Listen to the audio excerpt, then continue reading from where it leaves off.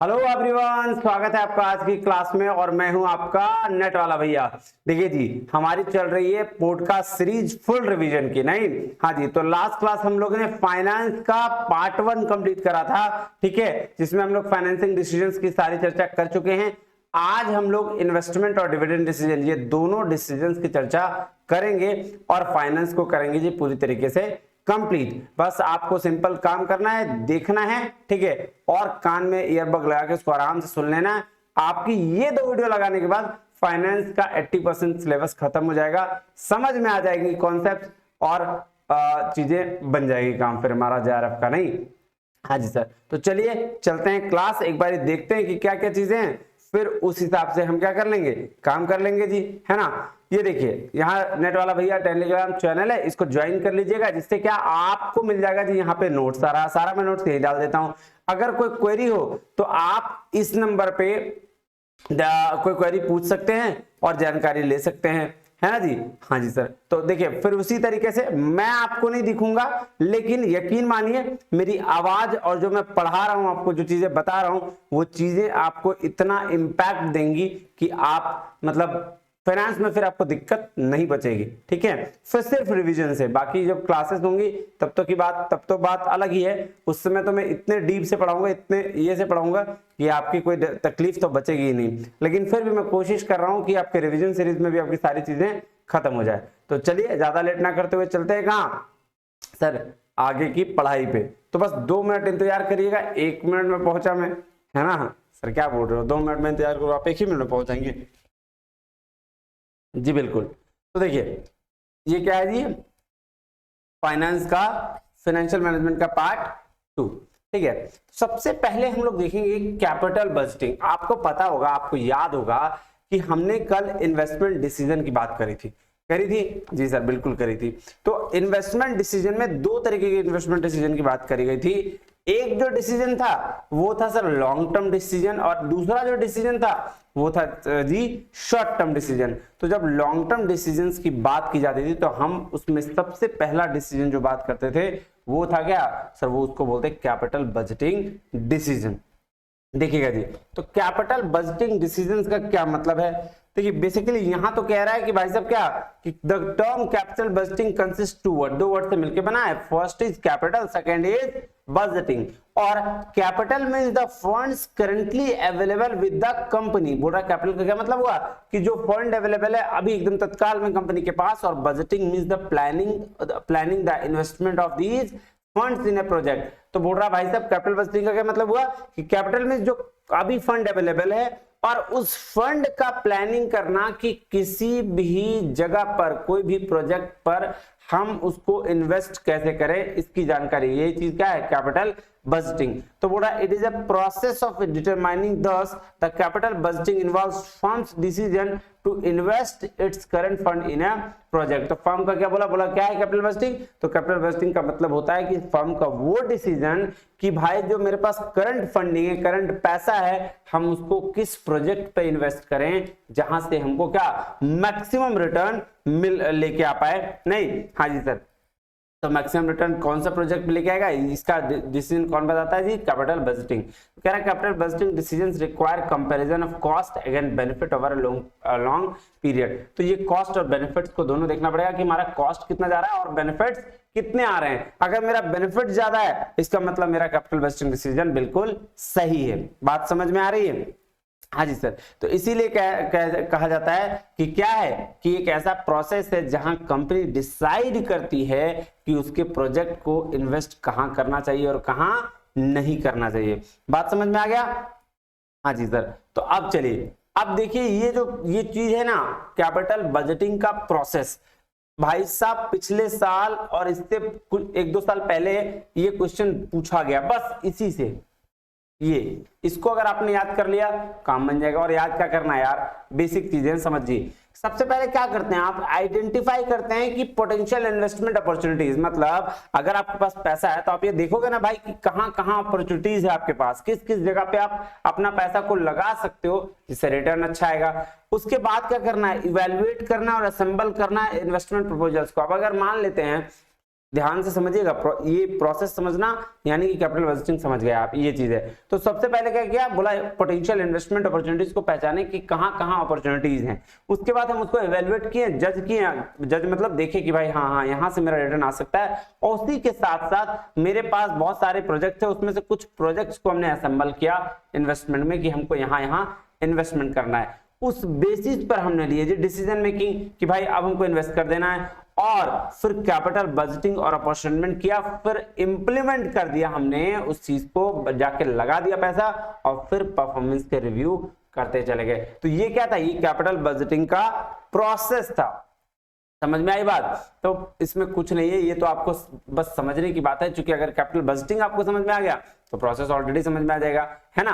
तो capital budgeting क्या है, फिर एक बार रिवीजन कर लें। हाँ सर कर लीजिए। सर कैपिटल बजटिंग का मतलब हुआ कि कंपनी के पास जो अभी करंट में फंड है, पैसा है, उस फंड को हम कहां इन्वेस्ट करें, किस प्रोजेक्ट में इन्वेस्ट करें कि भाई साहब मैक्सिमम रिटर्न मेरे पास आ सके। बात समझ में आई? कोई दिक्कत नहीं सर, यहां तक तो कोई दिक्कत नहीं है।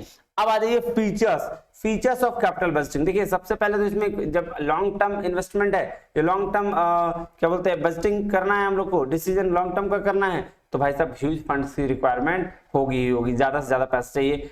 अब ज्यादा पैसा इन्वेस्ट कर रहे हैं तो रिस्क भी ज्यादा होगा, तो हाई डिग्री ऑफ रिस्क भी होगा, है ना। उसके बाद क्या बोल रहा है, अफेक्ट फ्यूचर कॉम्पिटिटिव स्ट्रेंथ। जो फ्यूचर, ये बात तो सही है भाई साहब, अफेक्ट करेगा ही ना। कॉम्पिटिटिव स्ट्रेंथ मतलब आप जो काम करने जा रहे हैं, ठीक है, फ्यूचर के कंपटीशन को क्या करेगा सर, अफेक्ट करेगा।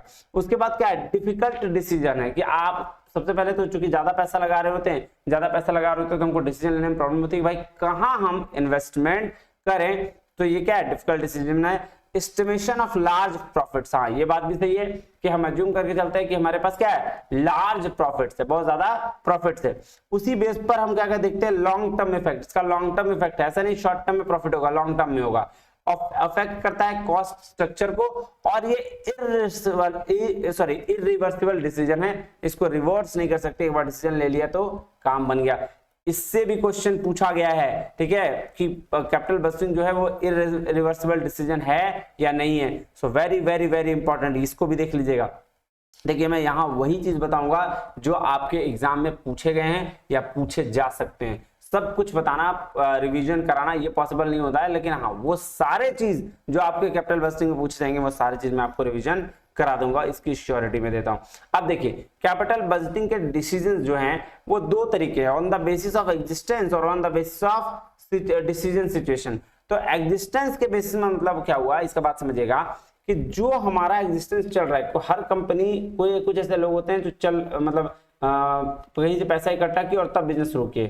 कुछ ऐसे लोग होते हैं जो ऑलरेडी एग्जिस्टेंस में होते हैं, तो वो फर्म जो एग्जिस्टेंस में ऑलरेडी है वो भी क्या करती है, इन्वेस्टमेंट डिसीजंस लेती हैं। होता है ना भाई कि दुकान धंधा खोल के रखे हो आप, और उसमें से हमको मन कर रहा है कि भाई हम कहीं और इन्वेस्टमेंट करें, तो उसके लिए क्या होगा भाई, आपको करना पड़ेगा। बिल्कुल सही बात है कि जो एग्जिस्टेंस में, जो ऑलरेडी हमारे पास पहले से बहुत दिनों से कंपनी चल रही है, तो उसके लिए तीन है इन्वेस्टमेंट डिसीजन। क्या क्या, रिप्लेसमेंट या मॉडर्नाइजेशन डिसीजन। जैसे अभी पहले अब जब आपने शुरू किया था तो मान लेते हैं झोपड़ी से शुरू किया था, अभी आपको लग रहा है आप बहुत अंबानी बन गए हो या कमा लियो पैसा, तो आप क्या करोगे, रिप्लेस कर दोगे उसको या फिर मॉडर्नाइज कर दोगे, एसी लगा दोगे, ये वो कर दोगे, और ऐसा ऐसा इन्वेस्टमेंट करोगे जिससे कस्टमर अट्रैक्ट होगा, तो आपका रिटर्न ज्यादा आएगा ही आएगा। तो दूसरा है इसी में से एक्सपेंशन, बढ़ा दोगे, प्रोजेक्ट की कैपेसिटी बढ़ा दोगे, है ना। जैसे पहले अगर 10 प्रोडक्ट रख रहे थे तो अभी 20 प्रोडक्ट रखना शुरू कर दोगे, तो ये भी क्या है, एक इन्वेस्टमेंट डिसीजन है, तो इसको बोलते हैं एक्सपेंशन। और एक होता है डाइवर्सिफिकेशन, मतलब नया प्रोडक्ट लाइन को लॉन्च करोगे, नए प्रोडक्ट को भी लॉन्च करना क्या होगा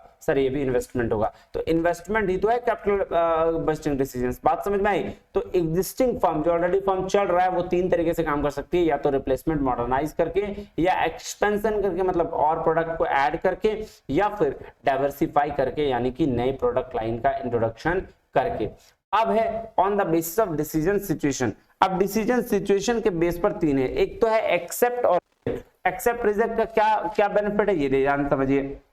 देखिए जी, एक्सेप्ट और रिजेक्ट डिसीजंस होते हैं कि अगर आपके पास बहुत सारे प्रोजेक्ट हैं, उसमें से कोई एक प्रोजेक्ट को एक्सेप्ट करिए, बाकी को आप रिजेक्ट कर दीजिए, सिंपल सी बात है ना।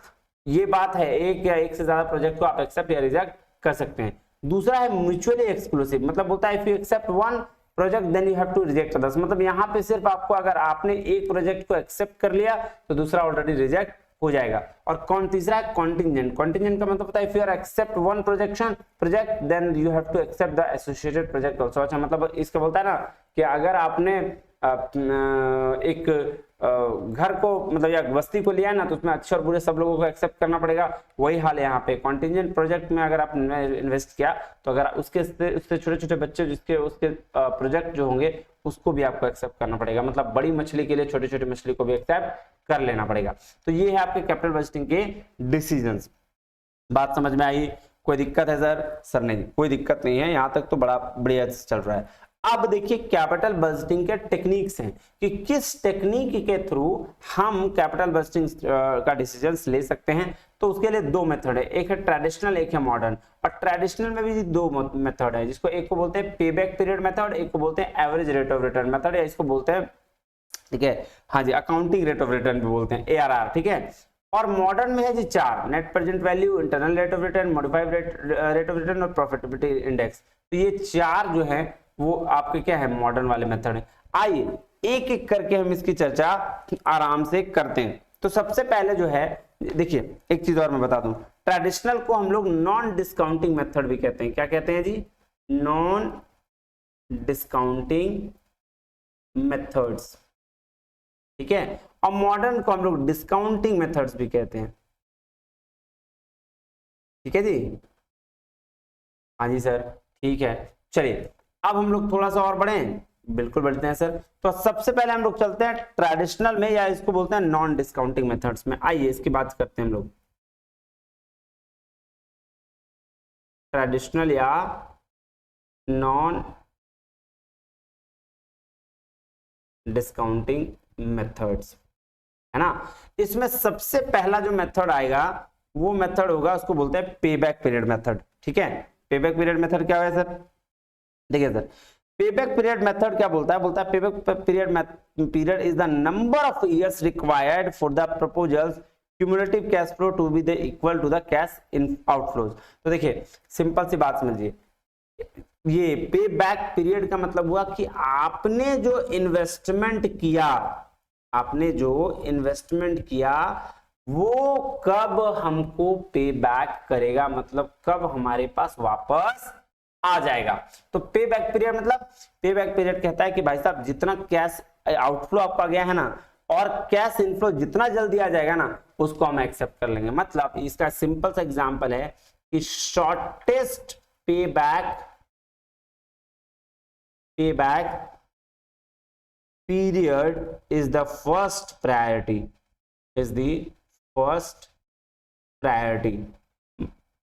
सिंपल सी बात है ना भाई। अगर आपने 10 लाख रुपए इन्वेस्ट किया और 10 लाख रुपए अगर मान लो 5 साल में आना था और वो 3 ही साल में आ गया, तो ये तो बेस्ट ऑप्शन है। हाँ जी सर, 3 साल में आ गया तो बेस्ट ऑप्शन है। तो वही कह रहा है पे बैक पीरियड की जितना जल्दी आपका shortest pay back period is first priority. अब इसके डिसीजन रूल्स हैं, क्या होते हैं डिसीजन रूल, आइए समझते हैं।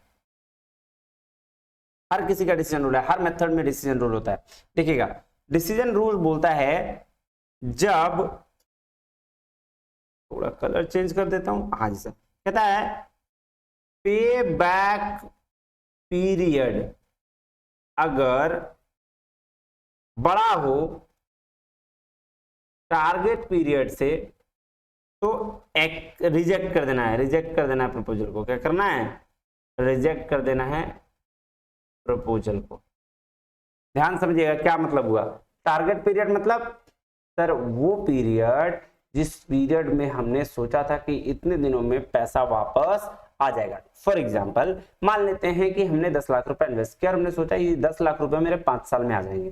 तो अगर 10 लाख रुपए रिटर्न होने में 5 साल से ज्यादा लग रहे हैं, यानी कि 6 साल 7 साल लग रहे हैं, तो हमको क्या करना है? रिजेक्ट कर देना है प्रपोजल को। तो इसीलिए बोला टारगेट पीरियड कितना, ये 5 साल लगना था, 5 से ज्यादा कितना, 7 लग रहा है। और अगर 5 से कम 3 लगा, मतलब इसका दूसरा वाला में लिखते हैं, चलिए इसको छोड़ देते हैं, ठीक है। समझ में आया टारगेट पीरियड का क्या मतलब हुआ कि जितना साल में हमको पैसा वापस आना था लेकिन वो उतना साल में नहीं आ रहा है, उससे ज्यादा साल में आ रहा है, मतलब पेबैक पीरियड ज्यादा हो गया, तो उसको क्या करना? रिजेक्ट कर देना प्रपोजल को। लेकिन अगर पे बैक पीरियड कम है और टारगेट पीरियड ही ज्यादा है, तब तो भाई तुरंत एक्सेप्ट कर लोगे हैं, एक्सेप्ट द प्रपोजल। क्यों?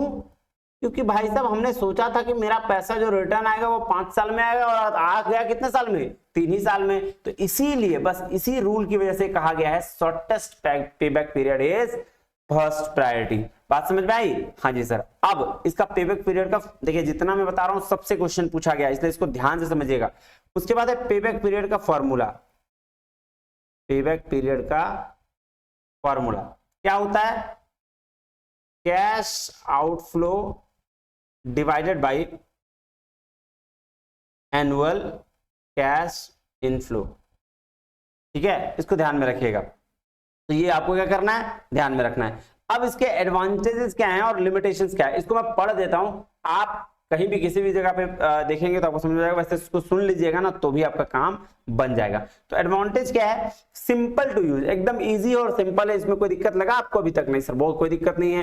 क्विक सॉल्यूशन देता है, प्रेफरेंस टू लिक्विडिटी है और useful in the case of uncertainty है। ठीक है, अब लिमिटेशंस देखिए, इससे क्वेश्चन पूछा जाता है। क्या पूछा जाता है? सबसे पहले बोला इग्नोर करता है टाइम वैल्यू ऑफ मनी को। बिल्कुल सही बात है। टाइम वैल्यू ऑफ मनी का मतलब फ्यूचर में जो पैसा आने वाला है उसका आज वैल्यू क्या है, इसको नहीं कंसीडर करता है। ये पेबैक पीरियड क्या बोलता है? भाई ठीक है 3 साल में 10 लाख आ जाएगा। अरे भाई 10 लाख 3 साल में आ जाएगा तो अभी उसकी क्या वैल्यू है ये तो निकाल लो। तो ये पेबैक पीरियड क्या करता है? इसको इग्नोर करता है। इसीलिए बोलते हैं टाइम वैल्यू ऑफ मनी को ध्यान नहीं देता है। Not all cash flow covered, हाँ ये भी बात सही है कि इसने बोला कि सारा कैश फ्लो को कवर्ड नहीं करता है। क्यों? क्योंकि अगर 3 साल में इसके 10 लाख रुपए आ जाते हैं तो इसको कोई मतलब फिर आगे नहीं रहता है, इसको ध्यान ही नहीं देता है। बोलता है नॉट रियलिस्टिक और इग्नोर करता है प्रॉफिटेबिलिटी को। बिल्कुल सही बात है। ये सिर्फ किसको ध्यान देता है कि जितना आपने पैसा लगाया उतना अगर इन्वेस्टमेंट आ गया तो उतना रिटर्न आ गया तो सारा का सारा कहानी खत्म करो, प्रॉफिट कितना आ रहा है उससे कोई मतलब नहीं रखना है। नेग्लेक्ट करता है प्रोजेक्ट रिटर्न ऑन इन्वेस्टमेंट को। हाँ बिल्कुल सही, प्रोजेक्ट रिटर्न ऑन इन्वेस्टमेंट को क्या करता है? नेग्लेक्ट करता है। तो ये 4 बातें ध्यान रखिएगा। टाइम वैल्यू ऑफ मनी को इग्नोर करता है, her not all cash flow covered, सारा कैश फ्लो कवर्ड नहीं करता है, not realistic, ignore profitability, neglect करता है प्रोजेक्ट रिटर्न ऑन इन्वेस्टमेंट को। बात खत्म, पहला चीज खत्म। अब आइए चलते हैं दूसरा। चलिए दूसरा में चलें? हाँ जी सर बिल्कुल चलिए। चलिए दूसरा नंबर जो है उसको बोलते हैं ARR, या इसको आप एवरेज रेट ऑफ रिटर्न बोल लीजिए या अकाउंटिंग रेट ऑफ रिटर्न बोल लीजिए, दोनों सेम चीज है। ठीक है, चलिए कह रहा है it is based on accounting information वाली। ये सिर्फ किस पे है? सिर्फ अकाउंटिंग इंफॉर्मेशन पे बेस्ड है। ARR का फॉर्मूला क्या होता है जी? सर बोल रहा है average annual profit, average annual profit divided by average investment in the project into 100। ठीक है, ये हो गया इसका डिसीजन रूल क्या है? ठीक है, डिसीजन रूल क्या है ये भी देख लीजिए। डिसीजन रूल वेरी इंपॉर्टेंट है, हर एग्जाम में पूछा जाता है इससे क्वेश्चंस। तो डिसीजन रूल क्या है? बोला भाई साहब कंपेयर करेंगे हम इसको किस में? प्री डिटरमाइंड रेट में। ठीक है, कि जो पहले रेट था वो अभी क्या है? ठीक है, प्री स्पेसिफाइड रेट बोलिए, प्री डिटरमाइंड रेट बोलिए, दोनों एक ही चीज है। Compared with pre specified rate. ठीक है, हाँ जी सर, कि हमारा एक्चुअल रेट क्या है? एक्चुअल रेट ज्यादा है प्री स्पेसिफाइड रेट से, तो हम क्या करेंगे? एक्सेप्ट कर लेंगे। और अगर एक्चुअल रेट मेरा क्या है? कम है प्री स्पेसिफाइड रेट से, तो भाई साहब हम क्या करेंगे? रिजेक्ट कर देंगे प्रपोजल को। बात समझ में आई? हाँ जी सर, मतलब प्री स्पेसिफाइड का मतलब है जो हम सोचते हैं किसी भी प्रोजेक्ट में कम से कम इतना % कमाएंगे ही, उसका मतलब बोलते हैं क्या?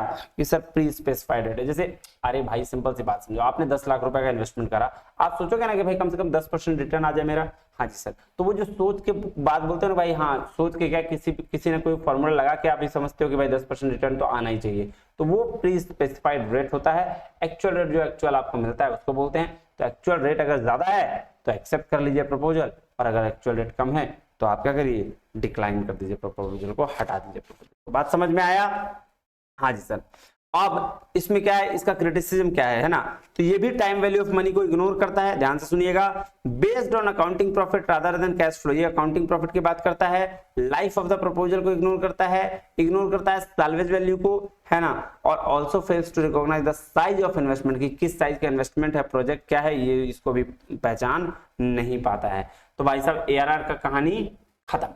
अब चलिए चलते हैं नेक्स्ट किस में सर, डिस्काउंटिंग टेक्निक में, जिसको मॉडर्न टेक्निक भी कहते हैं, है ना, डिस्काउंटिंग टेक्निक, जिसको हम लोग क्या कहते हैं, मॉडर्न टेक्निक, मॉडर्न टेक्निक। ये देखिएगा, ठीक है जी। अब पहला इसका है NPV, net present value technique, present value technique, क्या जी, हाँ जी सर। तो अब एनपीवी क्या कहता है, कहता है डिसीजन हमेशा किस में होगा, म्यूचुअली एक्सक्लूसिव प्रोजेक्ट्स पे होगा, ठीक है। डिसीजन किस में होगा, ऑलवेज म्यूचुअली एक्सक्लूसिव प्रोजेक्ट्स पे होगा, ठीक है, हाँ जी सर। और यहां पे किस पे ध्यान दिया जाएगा, प्रेजेंट वैल्यू फैक्टर पे ध्यान दिया जाएगा, इसीलिए तो प्रेजेंट वैल्यू बोलते हैं इसको, प्रेजेंट वैल्यू फैक्टर, ठीक है, बिल्कुल सही। अब इसका फॉर्मूला क्या है, रूल तो हम बताएंगे, लेकिन पहले फॉर्मूला देख लेते हैं, ठीक है, हाँ जी sir. NPV equal to present value of cash inflow minus present value of cash outflow. Question इससे पूछा गया है, ध्यान से समझिएगा। चलिए देखिए, अब एनपीवी का डिसीजन कैसे होता है, ये बात ध्यान में समझिएगा। आइए इसको हम डिसीजन ध्यान से देते हैं, ठीक है। ये देखिए एनपीवी, ये आ गया। तीन तरीके के इसकी कहानी है। क्या कहानी है सर, अगर एनपीवी पॉजिटिव रहा, अगर एनपीवी पॉजिटिव रहा तो क्या होगा, नेगेटिव रहा तो क्या होगा, और इक्वल टू रहा तो क्या होगा। बात समझ आइए, इक्वल टू मतलब नील, तो नील कर लीजिए, ज्यादा अच्छा है।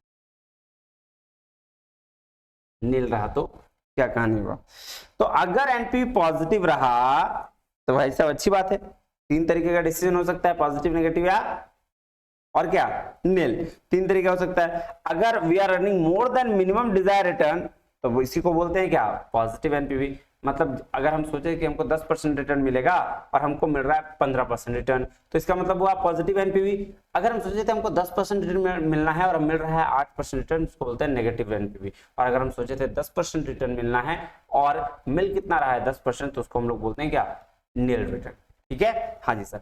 अब इसका क्या डिसीजन रूल है, ये ध्यान से समझिएगा।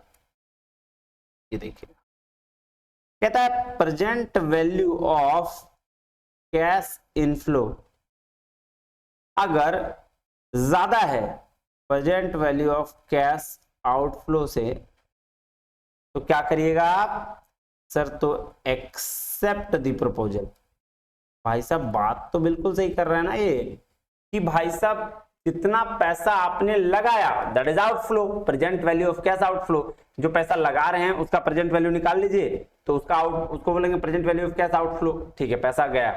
अब present value of cash inflow, present value of cash inflow मतलब कि भाई साहब जो फ्यूचर में हमको पैसा आएगा उसका प्रेजेंट वैल्यू क्या है। अगर वो ज्यादा है आउटफ्लो से, तो आप क्या करेंगे, एक्सेप्ट कर लेंगे। ठीक बात है ना भाई, सोचे थे 10 लाख रुपए आएगा और आ रहा है मेरा 12 लाख रुपया, तो क्या दिक्कत है, हमको एक्सेप्ट कर लिए प्रपोजल। लेकिन यही चीज अगर present value of cash inflow कम है present value of cash outflow से, तो reject the proposal, reject the proposal. बात समझ में आई। और यही चीज यहां अगर नील है, दोनों में क्या है, बराबर है ना, तो ये डिपेंड ऑन यू कि आप क्या करना चाहते हो, मे एक्स में और मे नॉट। मतलब आप एक्सेप्ट कर भी सकते हो और नहीं भी कर सकते हो। बात समझ में आ रही है? कोई दिक्कत है ना? कोई दिक्कत नहीं सर, कोई दिक्कत नहीं है। चलिए ये हो गया। तो आप इसका कहानी खत्म। अब देखिए डिसीजन रूल पे चलते हैं। क्या है डिसीजन रूल? सर अगर मेरे पास एक प्रोजेक्ट रहे तो क्या होगा, यानी कि सिंगल प्रोजेक्ट रहा तो क्या हम डिसीजन लेंगे, और अगर मल्टीपल प्रोजेक्ट रहा तो क्या हम डिसीजन लेंगे। होता है ना कि भाई साहब मेरे पास पैसा ज्यादा है तो हम एक नहीं बहुत सारे प्रोजेक्ट पे इन्वेस्ट कर रहे हैं। हाँ जी सर। तो जब सिंगल प्रोजेक्ट रहा तो पॉजिटिव एनपीवी रहेगी तो एक्सेप्ट कर लीजिएगा, और नेगेटिव एनपीवी रहेगी तो रिजेक्ट कर दीजिएगा। सिंपल, इसमें कहीं कोई था। और यहां अगर मल्टीपल प्रोजेक्ट की बात करें तो जिसमें हाईएस्ट एनपीवी होगा, हाईएस्ट एनपीवी होगा उसी को आप एक्सेप्ट कीजिएगा। बात समझ में आई? हाँ जी सर। अब इसके एजम्पशंस पे आइए और लिमिटेशंस पे आइए। इसमें एक ही एजम्पशंस मैंने लिखा है जो मेन है, जो क्वेश्चन पूछा जाता है। बाकी एजम्पशन आप देखिएगा, all cash flows are discounted at the cost of capital. सारे कैश फ्लोज का डिस्काउंट किया जाता है कॉस्ट ऑफ कैपिटल पर। और NPV assume that cash inflow from project are reinvested at the cost of capital. ध्यान से समझिएगा इसको। बात इस बात में आता है कि जैसे कैश इनफ्लो है, ठीक है, कैश इनफ्लो मेरा आता रहेगा हर, ऐसा थोड़ी है कि एक ही बार में आ जाएगा सारा पैसा रिटर्न, नहीं सर, हर साल आता रहेगा, आता रहेगा सर।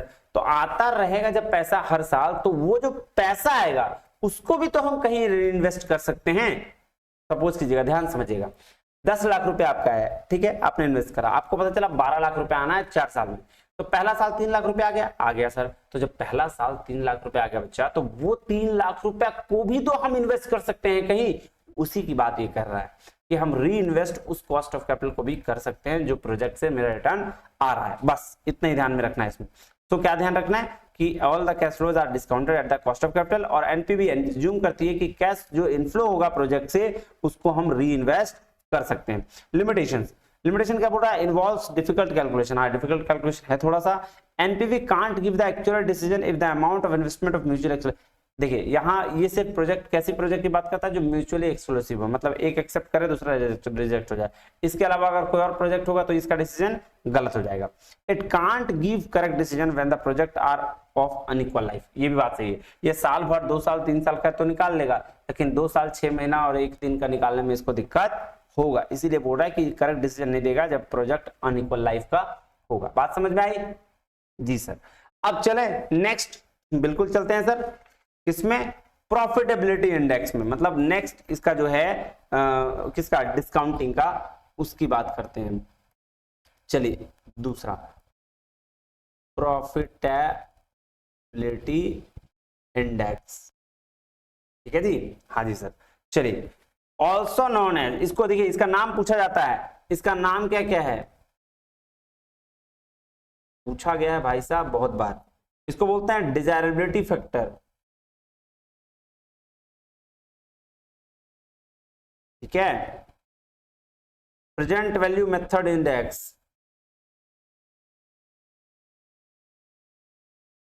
मेथड इंडेक्स, इसको बोलते हैं बेनिफिट कॉस्ट रेशियो,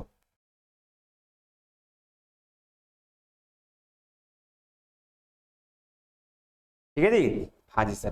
तो ये बात है। अब इसका फॉर्मूला देख लें। आइए सर, इसका फॉर्मूला क्या होता है देखते हैं। P I equal to total present value of, present value, एक minute, value of cash inflows divided by total present value of cash outflows. बात समझ में आई? हाँ जी सर। अब इसमें देखिए क्या होता है, ये कि इसका डिसीजन क्या, कितना इजी है ये देखते हैं। डिसीजन रूल इसका क्या है, आइएगा जी।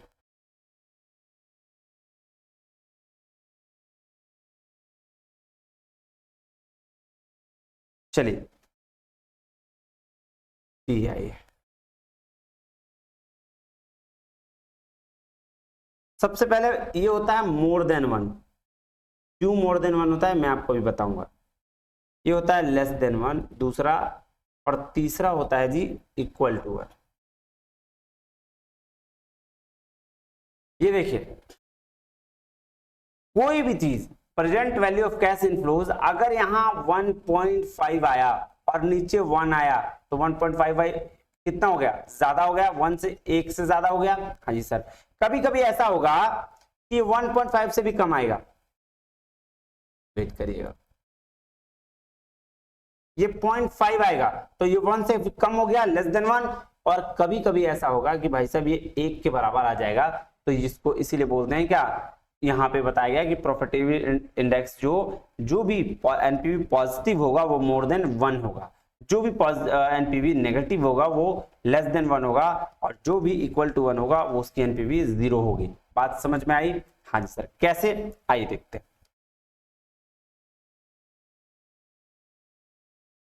प्रॉफिटेबिलिटी इंडेक्स का फॉर्मूला पता है, total present value of cash inflows divide by total present value of cash outflows. हाँ जी सर, एनपीवी इसका पॉजिटिव क्यों होगा ये बताइएगा हमको कमेंट करके, मैं बता ही दूंगा लेकिन लाइक फिर तुम लोग भी बताना। देखिए एनपीवी का फॉर्मूला क्या था, present value of cash inflows minus present value of cash outflow. अब सोचिए कि माइनस यहां करना है तो मोर देन 1 है, अगर मान लेते हैं, इसको देखिएगा ध्यान से समझिएगा, मैं आपको बताता हूं। चलिए ये फेवरेबल है यानी कि पॉजिटिव है, ठीक है, तो हम क्या करेंगे, इसको एक्सेप्ट कर लेंगे अगर मोर देन 1 है। क्या ऐसे मोर देन 1 है, इफ प्रॉफिटेबिलिटी इंडेक्स बराबर cash inflow divide by cash outflow, यही था फॉर्मूला अभी ऊपर मैंने बताया। कैश इनफ्लो अगर 1.5 हुआ और कैश आउटफ्लो जो है 1 हुआ तो क्या हो जाएगा, 1.5 हो जाएगा, ये 1.5 होगा ना जी, सपोज किया मैंने 1.5 और 1 सपोज किया है, तो प्रॉफिटेबिलिटी इंडेक्स कितना हो जाएगा, 1.5 हो जाएगा। अब इसी चीज को एनपीवी में उतार के देखिए, उसका फॉर्मूला क्या था, cash inflow minus cash outflow, मतलब 1.5 माइनस 1 इसको क्या 0.5, यानी 0.5 पॉजिटिव में आया। यही तो कह रहा है कि अगर प्रॉफिटेबिलिटी इंडेक्स मोर देन 1 होगा तो एनपीवी हमेशा पॉजिटिव होगी और वो फेवरेबल होगा, और इसी वजह से हम इसको क्या करेंगे, एक्सेप्ट कर लेंगे ऐसे प्रोजेक्ट को। बात समझ में आया? हाँ जी सर, ध्यान से ये देखिएगा, cash inflow minus cash outflow मैंने बता रखा है यहाँ पे, इसको देखिएगा, ये इस चीज को की बात कर रहा हूं मैं, ये देखिए, देख रहे हैं, यहां इसको कोरिलेट किया गया है कि प्रॉफिटेबिलिटी इंडेक्स जो है वो मोर देन 1 होगा, और मोर देन जब 1 होगा तो नेट प्रेजेंट वैल्यू जो होगी हमेशा उसकी पॉजिटिव होगी, और इसी को मैंने यहाँ प्रूफ करके दिखा दिया कि प्रॉफिटेबिलिटी इंडेक्स इक्वल टू होता है cash inflow divide by cash outflow. तो कैश इनफ्लो जो था मेरा 1.5 था और कैश आउटफ्लो मेरा 1 था, और कैश आउटफ्लो का मतलब भी मैंने आपको बता दिया कि जितना पैसा आपका लगा है और जितना पैसा रिटर्न आया है वो कैश इनफ्लो है। तो आप देखिए ये जो दोनों का बात था उसमें से 1.5 क्या आ गया, प्रॉफिटेबिलिटी इंडेक्स आ गया, तो ये तो बात सही है, पॉजिटिव आ गया। अब हमको एनपीवी चेक करना है, तो एनपीवी का फॉर्मूला क्या, cash inflow minus cash outflow. Cash inflow 1.5 था और कैश आउटफ्लो 1 था, 0.5 पॉजिटिव, और इसी की बात तो ये बोल रहा है। बात समझ में आई? Same as simple as that, आपका नेगेटिव में भी होगा और इक्वल टू में भी होगा। बात समझ में आई? हाँ जी सर, चलिए तो इसको क्या करेंगे, लेस देन 1 होगा तो एनपीवी क्या हो जाएगी, नेगेटिव हो जाएगी, और तब हम इसको क्या कर देंगे, रिजेक्ट कर देंगे। और ये इक्वल टू 1 हुआ तो एनपीवी 0 हो जाएगी, कांस्टेंट हो जाएगा, और इस पे मे और मे नॉट कर सकते हैं, एक्सेप्ट कर भी सकते हैं या मे नॉट। इसको प्रूफ करके दिखाऊं? दिखाइए सर।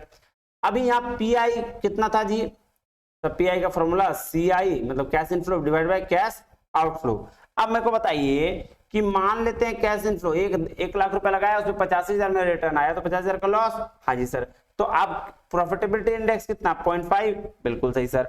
अब एनपीवी निकाल के बताइए, एनपीवी मतलब क्या, cash inflow minus cash outflow. हाँ जी सर, तो कैश इनफ्लो 0.5 था, कैश आउटफ्लो 1 है ना। तो अब मेरे को बताइए कि सर माइनस 0.5 आंसर आ गया, देखिए नेगेटिव में एनपीवी क्या हो गई, नेगेटिव में आ गई। और जब सर कोई भी प्रोजेक्ट पे इन्वेस्ट करेंगे और नेगेटिव रिटर्न आएगा तो हम काहे के लिए उसको एक्सेप्ट करेंगे, तो उसको क्या कर देंगे, रिजेक्ट। अब यहाँ देखिए एनपीवी 0 हो जाएगा, कैसे सर, 1 यहाँ भी था, कैश इनफ्लो और कैश आउटफ्लो भी 1 ही था, तो इसका 1 आंसर होगा। इसलिए एनपीवी में क्या, cash inflow minus cash outflow equal to 1 minus 1 equal to 0। यही बात तो यह कह रहा है कि एनपीवी 0 होगा।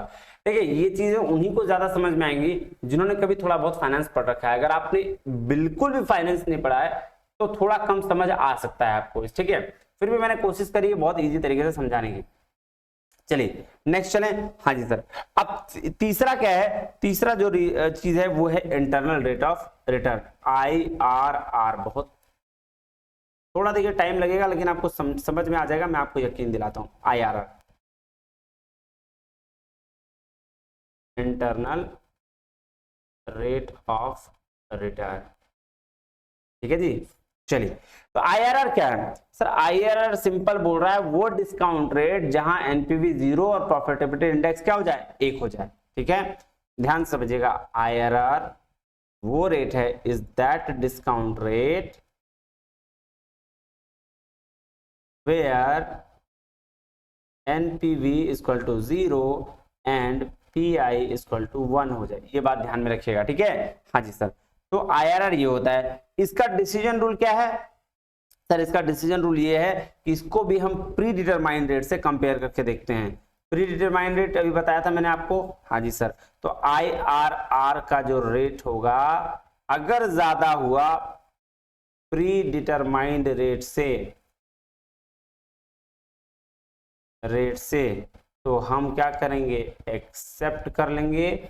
और अगर IRR का रेट कम हुआ प्री डिटरमाइंड रेट से तो हम रिजेक्ट कर देंगे प्रपोजल को।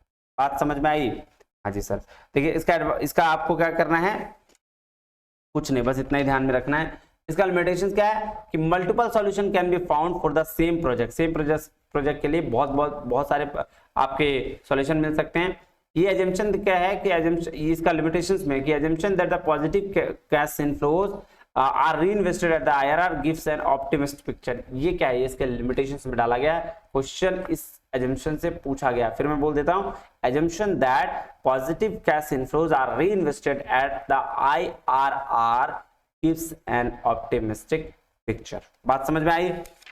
हाँ जी सर, अब देखिए 3 तरीके का हमें पूछा जाता है risk analysis in capital budgeting, कि हम रिस्क को एनालाइज कैसे करते हैं।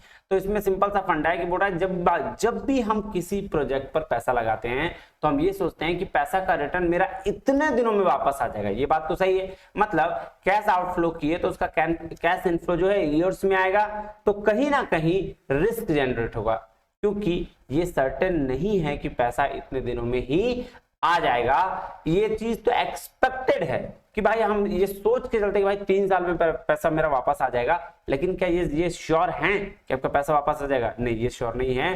तो इसीलिए कैपिटल बस्टिंग में हम रिस्क एनालिसिस करते हैं। क्यों? क्योंकि भाई साहब हम पैसा सोच के लगा रहे हैं ना कि 3 साल में वापस आ जाएगा, अगर नहीं आया तो गया पैसा। तो इसीलिए रिस्क एनालिसिस करते हैं। और रिस्क एनालिसिस में हमारे पास कन्वेंशनल ट्रेडिशनल टेक्निक्स भी हैं और स्टैटिस्टिकल टेक्निक्स भी हैं। तो हमें स्टैटिस्टिकल नहीं पढ़ना है, हमें पढ़ना है traditional techniques. Probability distribution, simulation analysis और डिसीजन ट्री एनालिसिस, ये है statistical technique. Payback, risk adjusted discount rate, certainty equivalent, scenario analysis और सेंसिटिविटी एनालिसिस, ये जो है पढ़ना है कन्वेंशनल और ट्रेडिशनल टेक्निक में। तो मैं आपको एक एक करके बताता हूँ। पेबैक पीरियड तो आपको पता है कि रिस्क को कम करने के लिए पेबैक पीरियड को शॉर्ट कर देना है, तो ये तो सिंपल है। दूसरा है रिस्क एडजस्टेड डिस्काउंट रेट। तो बोलता है रिस्क एडजस्टेड डिस्काउंट रेट में हम इन्फ्लेशन को कंसीडर करेंगे, जो डिस्काउंट रेट कम होगा उसमें रिस्क को एडजस्ट कर देंगे। सिंपल सा फंडा है, ज्यादा इसमें दिमाग लगाने की जरूरत नहीं है। सर्टेनिटी इक्विवेलेंट अप्रोच कहता है, थोड़ा थोड़ा नॉलेज रखिएगा इसका, ज्यादा नहीं, कहता है ये अप्रोच डिस्काउंट रेट को एडजस्ट नहीं करता है, ये कहता है फ्यूचर कैश फ्लोज को जिसको कन्वर्ट करना होता है सर्टेनिटी कैश फ्लोज में।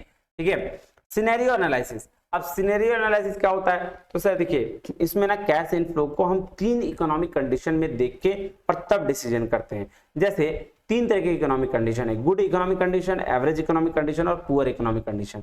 अगर एनपीवी मेरा तीनों मान लेते हैं, ठीक है, तीनों जिस भी इन्वेस्टमेंट में तीनों कंडीशन में मेरा पॉजिटिव एनपीवी आ जाए, क्या आ जाए? पॉजिटिव एनपीवी आ जाए, हम उस प्रोजेक्ट को क्या करेंगे? एक्सेप्ट कर लेंगे, बाकी को रिजेक्ट कर देंगे। बात समझ में आ गई? हाँ जी सर, तो इतना ही था आपका क्या सर कैपिटल बस्टिंग टेक्निक्स, इससे ज्यादा दिमाग लगाने की जरूरत नहीं है। अब आ जाइए वर्किंग कैपिटल मैनेजमेंट में क्या होता है, कह रहा है it refers to the cash a business requires for day to day operations. तो वर्किंग कैपिटल कहने का मतलब हुआ क्या हुआ कि जो बिजनेस चलाने में डे टू डे ऑपरेशंस में जो कैश की रिक्वायरमेंट होती है उसको हम लोग क्या बोलते हैं, बोला गया है वर्किंग कैपिटल मैनेजमेंट। कह रहा और more specially for financing the conversion of raw material into finished goods which the company sells for payment. और कैश को तो बोला गया, प्लस मतलब फाइनेंस करना वो सारे चीज को जिसमें हमें रॉ मटेरियल से फिनिश्ड गुड्स बनाने तक का जो हमको देखना पड़ता है, सारा कन्वर्जन करना पड़ता है फाइनेंस से, उसको भी हम लोग क्या बोलते हैं सर, उसको बोलते हैं वर्किंग कैपिटल मैनेजमेंट। कह रहा working capital amounts of fund necessary to cover the cost operating enterprise, Subin ने दिया है, ठीक है ये जी। देखिए वर्किंग कैपिटल कहने का मतलब होता है कि आप अपने बिजनेस में जो भी कैश या फिर कोई भी चीज इन्वेस्ट कर रहे हैं शॉर्ट टर्म के लिए, ठीक है, वो ताकि आप रॉ मटेरियल से फिनिश गुड्स तक काम कर सकें, उसको हम लोग बोलते हैं क्या, वर्किंग कैपिटल मैनेजमेंट। अब देखिए वर्किंग कैपिटल का एक सर्कल होता है, सर क्या सर्कल होता है, ठीक है। सबसे पहले देखिएगा क्या होता है, सबसे पहले मेरे पास आता है कैश, ठीक है। कैश से हम क्या करते हैं, रॉ मटेरियल परचेज करते हैं, रॉ मटेरियल परचेज करने के बाद क्या करते हैं, हम उसको फिनिश गुड्स बनाते हैं, फिनिश गुड्स बनाने के बाद हम क्या करते हैं, क्रेडिट सेल करते हैं। हाँ ये बात ध्यान रखिएगा, और यही सर्कल हमेशा चलता है, इसी को हम लोग बोलते हैं क्या, ऑपरेटिंग साइकिल, CYCL, ठीक है। हाँ जी, तो इसी यही बात है, तो इसी प्रोसेस में जो टाइम लगता है, और इस प्रोसेस चूंकि हर कैश से आया तो रॉ मटेरियल में टाइम लगा, रॉ मटेरियल से फिनिश गुड बनने में टाइम लगा, फिनिश गुड से टू क्रेडिट सेल में टाइम लगा, तो ये इस प्रोसेस में जो टाइम लगता है, इसीलिए वर्किंग कैपिटल की नीड अराइज होती है। समझ रहे हो, जो टाइम लैग है ना, टाइम लैग के लिए ही क्या होता है, इसी प्रोसेस में वर्किंग कैपिटल की नीड अराइज होती है। बात समझ में आई? हाँ जी सर। अब देखिए इसमें कुछ कुछ ग्रॉस वर्किंग कैपिटल और आपके नेट वर्किंग कैपिटल की बात की है, तो ग्रॉस वर्किंग कैपिटल का सीधा सीधी मतलब होता है क्या, करंट एसेट्स, जो टोटल करंट एसेट्स होते हैं उसको ग्रॉस वर्किंग कैपिटल कहा जाता है, ठीक है। और जो नेट वर्किंग कैपिटल होते हैं उसमें करंट एसेट में करंट लायबिलिटीज को घटा दीजिए तो आपका आ जाता है जी नेट वर्किंग कैपिटल। परमानेंट और फिक्स्ड वर्किंग कैपिटल किसको बोलते हैं, बोल रहा भाई साहब परमानेंट और फिक्स वर्किंग कैपिटल कहा जाता है जो आपका लंबे समय के लिए हो, ठीक है। जो जैसे आप ऐसे कह सकते हैं जो नेट वर्किंग कैपिटल से थोड़ा ऊपर हो, नहीं ये देखिए, ठीक है। अब टेम्पोररी वर्किंग कैपिटल जिसको वेरिएबल वर्किंग कैपिटल भी बोलते हैं, ठीक है, वेरी करते रहता है, ये देखिए है ना। तो आप देखिएगा आगे क्या बोल रहा है, चलिए अब इसको समझते हैं। अब नेक्स्ट क्या है, वर्किंग कैपिटल का स्ट्रेटजी मैनेजमेंट। ये बात ध्यान दीजिएगा, तीन तरह के अप्रोच हैं बेसिकली, ठीक है। दो तरीके के सोर्स थे, कौन कौन से, परमानेंट वर्किंग कैपिटल और टेम्पोररी वर्किंग कैपिटल। अब इसी को हम लोग को बोलते हैं सोर्स ऑफ वर्किंग कैपिटल। अब इसी सोर्स में से दो तरीके के सोर्स होते हैं, एक होते हैं कॉस्ट वाले सोर्स, एक होते हैं नॉन कॉस्ट वाले सोर्स, यानी कि नो कॉस्ट वाले सोर्स। तो जो नो कॉस्ट वाले सोर्स होते हैं ना वो स्पॉन्टेनियस नेचर के होते हैं, तुरंत पैसा मतलब तुरंत खर्चा हुआ तुरंत कर दो उसको। और जो जो नॉन कॉस्ट वाले सोर्स होते हैं ना वो लॉन्ग टर्म शॉर्ट टर्म दोनों होते हैं। तो उसी की बेसिस पर लॉन्ग टर्म और शॉर्ट टर्म के बेसिस पर तीन अप्रोच निकाला गया है, जिसको एक अप्रोच को हम बोलते हैं हेजिंग अप्रोच, दूसरे अप्रोच को बोलते हैं कंजर्वेटिज्म अप्रोच, और तीसरे अप्रोच को बोलते हैं एग्रेसिव अप्रोच। क्या होता है, क्यों इसको हेजिंग अप्रोच बोला गया है, इसको हेजिंग अप्रोच इसीलिए बोला गया है क्योंकि ये परमानेंट या फिक्स्ड वर्किंग कैपिटल को जो भी पैसे चाहिए होते हैं, परमानेंट वर्किंग कैपिटल को जो भी पैसे चाहिए होते हैं वो सारा का सारा किससे लेता है, लॉन्ग टर्म से लेता है। और जो शॉर्ट टर्म या टेम्पररी वर्किंग कैपिटल में जो पैसे चाहिए होते हैं वो कहां से लेता है, शॉर्ट टर्म से, ठीक है। क्वेश्चन पूछा गया, ध्यान रखिएगा। उसके बाद है कंजर्वेटिज्म में ये बात ध्यान रखिएगा कि लॉन्ग टर्म हो या शॉर्ट टर्म हो दोनों को लिया जाता है लॉन्ग टर्म कैपिटल से ही पैसा, यानी कि फिक्स्ड वर्किंग कैपिटल से ही पैसा लिया जाता है। बात समझ में आई। एग्रेसिव अप्रोच होता है, ये एक ऐसा अप्रोच है चाहे लॉन्ग टर्म हो या शॉर्ट टर्म हो, दोनों को लिया जाता है शॉर्ट टर्म से। बात इसको ध्यान से समझिएगा, आपको और क्लैरिटी आ जाएगी। देखिए है 3 तरह के अप्रोच हैं। एक है अप्रोच को बोलते हैं हेजिंग अप्रोच। तो हेजिंग अप्रोच होता है ना, इसको समझ लीजिए मिडिल क्लास आदमी ना, बहुत ज्यादा मतलब है ना ये किया हुआ मिडिल वाला, कि अगर हमको वर्किंग कैपिटल के लिए, फिक्स्ड वर्किंग कैपिटल के लिए या परमानेंट वर्किंग कैपिटल के लिए पैसा की जरूरत पड़ा तो हम लॉन्ग टर्म फंड से उठा लेंगे, और अगर टेम्पोररी के लिए जरूरत पड़ा तो शॉर्ट टर्म से उठा लेंगे। सिंपल, इसमें कोई ढाई विषय था नहीं सर। और उसी तरह से कंजर्वेटिज्म अप्रोच है। कंजर्वेटिज्म अप्रोच बोलता है हम शांत स्वभाव वाला आदमी है, हमको शॉर्ट टर्म हो या लॉन्ग टर्म हो, कभी भी पैसा जरूरत पड़ेगा तो हम लॉन्ग टर्म से पैसा उठाएंगे, ठीक है।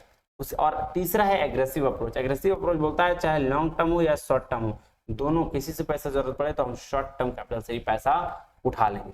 बस यही ध्यान रखना है, इसके अलावा इसमें ध्यान रखने लायक ऐसा कुछ नहीं है। अब देखिए कुछ डिटर्मिनेंट्स हैं वर्किंग कैपिटल में। डिटर्मिनेंट्स का मतलब क्या कि कुछ ऐसे रिक्वायरमेंट जो बताता है कि वर्किंग कैपिटल की कितना जरूरत है, क्यों जरूरत है। जैसे जनरल नेचर ऑफ बिजनेस में आपको पहचानना होगा कि भाई बिजनेस कैसा है, उसके हिसाब से हमको देखना पड़ेगा कि मैन्युफैक्चरिंग बिजनेस है कि सर्विस है, कितना वर्किंग कैपिटल का जरूरत पड़ेगा। फिर प्रोडक्शन साइकिल की बात करें तो ज्यादा देखना पड़ेगा कि इस पर सर हमारे पास लार्ज प्रोडक्शन है तो ज्यादा वर्किंग कैपिटल की जरूरत पड़ेगी, अगर प्रोडक्शन कम करना है स्मॉल वर्किंग कैपिटल की जरूरत पड़ेगा।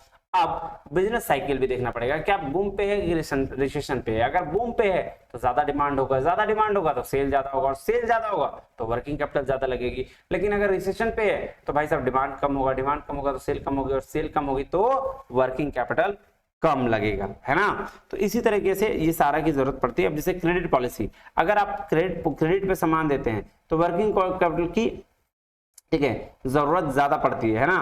कि अगर आप अलाउड बाय सप्लायर ने क्रेडिट, नहीं ये चीज ध्यान रखिए बिजनेस के लिए, अगर आपको क्रेडिट में सामान मिल जाता है, मतलब वर्किंग कैपिटल आपको मिल जाता है, तो भाई साहब आपको कम वर्किंग कैपिटल की जरूरत पड़ेगी, क्योंकि सामान ऑलरेडी दे चुका है किसने, सप्लायर ने। लेकिन अगर सप्लायर आपको नहीं देता है सब वर्किंग कैपिटल तो आपको रॉ मटेरियल, तो आपको वर्किंग कैपिटल की जरूरत ज्यादा पड़ती है। तो ऐसे ही बहुत सारी चीजें डिटरमिनेंट्स जो आपको वर्किंग कैपिटल उस बेसिस पर डिसाइड किया जा सकता है। बात समझ में आई जी सर।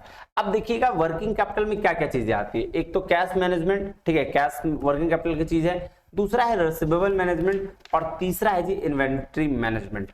अब ये बात समझिएगा, जब हम कैश मैनेजमेंट की बात करते हैं, कैश को मैनेज करने की बात करते हैं, तो उसके 4 मोटिव है क्यों कैश को मैनेज किया जाता है। तो सबसे पहले ट्रांजेक्शन मोटिव है कि अगर कैश को मैनेज ना करके रखें तो डे टू डे ट्रांजेक्शन में जो दिक्कत होगी उसको हम क्या करेंगे, उसको हम सॉल्व नहीं कर पाएंगे और फिर मेरा बिजनेस हैम्पर कर जाएगा। तो पहला मोटिव क्या है, कैश, एक मिनट, कैश मैनेजमेंट मैं लिख देता हूं थोड़ा,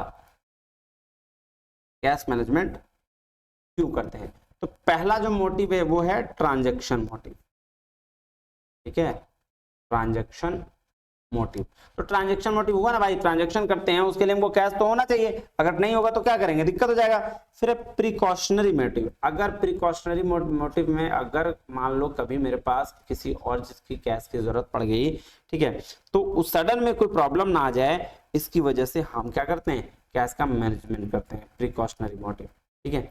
और सी है जो स्पेक्युलेटिव मोटिव। स्पेक्युलेटिव मतलब सर, स्पेक्युलेटिव मतलब प्रॉफिट की अपॉर्चुनिटी को मेंटेन करने के लिए। मान लेते हैं अगर कोई ये कहे कि कैश में हम 5% का डिस्काउंट दे रहे हैं, तो अगर कैश आपके पास होगा ही नहीं तो वो 5% का प्रॉफिट बच पाएगा, सर नहीं बच पाएगा। तो इसीलिए स्पेक्युलेटिव मोटिव के लिए भी हम कैश मैनेजमेंट करते हैं। और लास्ट है जो कंपनसेशन मोटिव के लिए। कंपनसेशन मोटिव मतलब बैंक में जो पैसा मिनिमम मेंटेन करना पड़ता है ना, उसे कहते हैं जी कंपनसेशन मोटिव के लिए, ठीक है, कि भाई साहब इतना पैसा तो आपको मेंटेन बैंक में होता है ना कि करना ही पड़ेगा, इससे कम तो नहीं चलेगा। तो उसके लिए हमको क्या करना पड़ता है, कंपनसेशन मोटिव रखना पड़ता है। तो ये हो गया जी कैश का मैनेजमेंट हम 4 तरीके से कर सकते हैं। पहला है ट्रांजैक्शन मोटिव, दूसरा प्रिकॉशनरी, तीसरा स्पेक्युलेटिव, चौथा कंपनसेशन। ये हो गया कैश का मैनेजमेंट। अब दूसरा इसका मैनेजमेंट होता है रिसीवेबल का मैनेजमेंट, ठीक है, रिसीवेबल मैनेजमेंट भी करते हैं हम लोग, receivable management,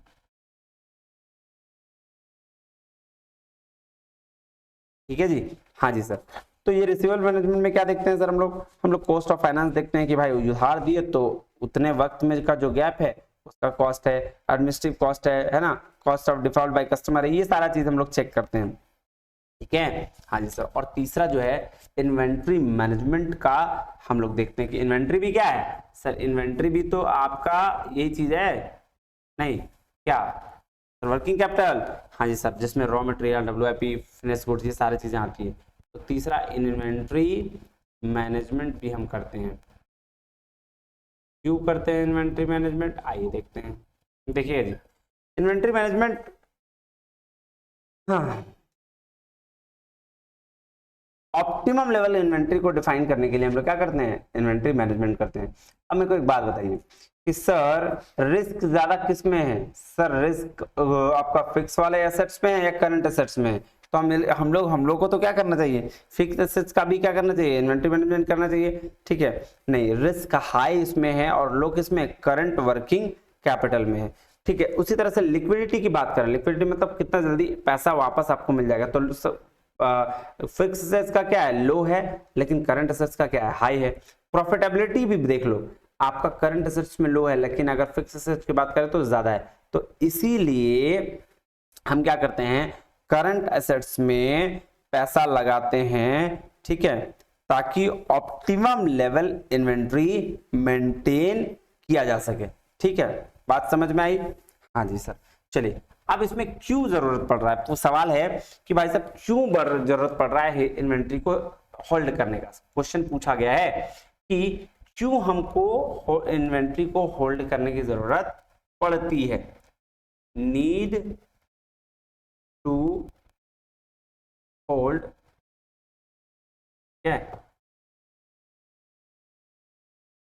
inventories.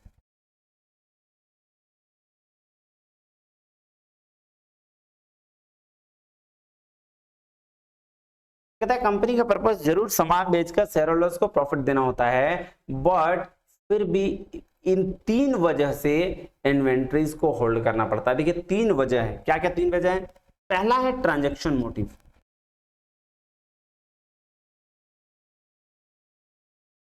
Transaction motive क्या है बोला भाई साहब, स्मूथ प्रोडक्शन हो सके और सेल्स ऑपरेशन अच्छे से चल सके, इस वजह से हमको इन्वेंट्री को क्या करना पड़ता है, मोटिव क्या कहते हैं, होल्ड करना पड़ता है। तो सबसे पहला क्या बोला, which emphasize the need to maintain inventory to facilitate smooth production and sales operation. तो सेल्स ऑपरेशन के लिए हमको ये मोटिव अपनाना पड़ता है। दूसरा है प्रिकॉशनरी मोटिव। प्रिकॉशनरी मोटिव बोल रहा है which necessary holding the inventories to guard against the risk of unpredictable changes in demand and supply। कि भाई साहब प्रिकॉशन लेके रखना पड़ता है कि अगर डिमांड और सप्लाई में अगर चेंजेस हो गया तो हम तो फिर बिजनेस में नुकसान हो जाएगा, इसलिए हम इन्वेंटरीज को होल्ड करके रखते हैं। और तीसरा है स्पेक्युलेटिव मोटिव, मतलब अगर अचानक प्राइस 1 घंटे के लिए कम हो गया तो भाई साहब हमको तो लेना पड़ेगा ना। ठीक है, इसके लिए हम क्या करते हैं, इन्वेंटरीज को होल्ड करके रखते हैं। प्राइस बढ़ गया तो हमारा फायदा, प्राइस घट गया तो फिर नुकसान, तो उसके लिए हमको देखना पड़ेगा। तो स्पेक्युलेटिव मोटिव है। तो ये 3 मोटिव है जिसकी वजह से हम क्या करते हैं, इन्वेंटरीज को होल्ड करके अपने पास रखते हैं। बात समझ में आ रही है? हाँ जी सर। चलिए, अब इसी में जो टेक्निक है, ठीक है, इसी में टेक्निक पूछा जाता है इकोनॉमिक ऑर्डर क्वांटिटी। ठीक है, EOQ, एक क्वेश्चन तो भाई साहब इससे बनता ही है, इकोनॉमिक ऑर्डर क्वांटिटी। इसी को बोलते हैं techniques of working capital management. ठीक है, तो EOQ का फॉर्मूला लिख लीजिए, क्वेश्चन तो बाद में बनाया जाएगा। क्या होता है, √2AO डिवाइडेड बाय C। तो देखिए EOQ इकोनॉमिक ऑर्डर क्वांटिटी हो गया, A को बोलते हैं टोटल रिक्वायरमेंट, ठीक है, O को बोलते हैं ऑर्डरिंग कॉस्ट और C को बोलते हैं कैरिंग कॉस्ट। C हो गया कैरिंग कॉस्ट, O हो गया ऑर्डरिंग कॉस्ट, ठीक है, ये हो गया टोटल कॉस्ट, टोटल रिक्वायरमेंट। बात समझ में आई? हाँ जी सर। चलिए, तो ये हो गया जी आपका वर्किंग कैपिटल मैनेजमेंट कंप्लीट। अब हम लोग पढ़ने जा रहे हैं जी क्या, डिविडेंड पॉलिसी। ठीक है, आइए, डिविडेंड थ्योरीज है ना। चलिए ठीक है जी, डिविडेंड थ्योरीज पढ़ने के लिए कुछ कुछ चीजें आराम से आपको ध्यान से पहले समझना पड़ेगा। क्या सर? तो एक चीज ये कि डिविडेंड थ्योरीज को 2 पार्ट में बांटा गया। एक को कहा गया रिलेवेंट अप्रोच, क्या कहा गया जी, रिलेवेंट अप्रोच, और दूसरे को कहा गया इररिलेवेंट अप्रोच। ठीक है जी सर। चलिए, अब रिलेवेंट अप्रोच ने क्या बोला, बोला इसका मतलब हुआ कि कंपनी के द्वारा डिविडेंड पे करने या ना पे करने का मार्केट वैल्यू पर कोई इंपैक्ट नहीं पड़ता है, मार्केट वैल्यू पर कोई इंपैक्ट नहीं पड़ता है। फिर से सुनिएगा, रिलेवेंट अप्रोच क्या बोला कि कंपनी के द्वारा डिविडेंड पे करने या ना पे करने का मार्केट वैल्यू पर कोई इंपैक्ट नहीं पड़ता है, मींस शेयर होल्डर सिर्फ डिविडेंड को प्रायोरिटी देता है। मींस क्या हुआ कि शेयर होल्डर जो है डिविडेंड को प्रायोरिटी देता है।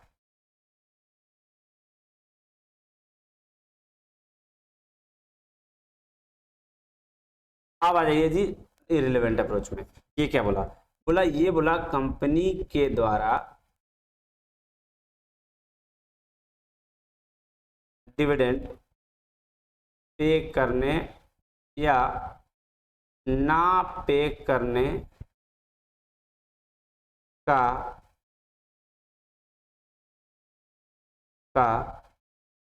मार्केट वैल्यू पर कोई इंपैक्ट नहीं पड़ता, कोई इंपैक्ट नहीं